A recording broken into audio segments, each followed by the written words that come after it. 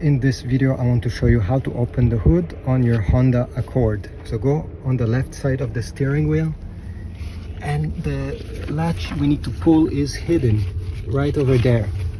So go ahead and pull it fully, even multiple times to make sure. Then let's go on the front. And what you need to do is to go right above the emblem. You're gonna find this latch that you need to pull up, and at the same time lift the hood. Just like that, you see, this is the latch. By pulling it up, the hook on release the hood.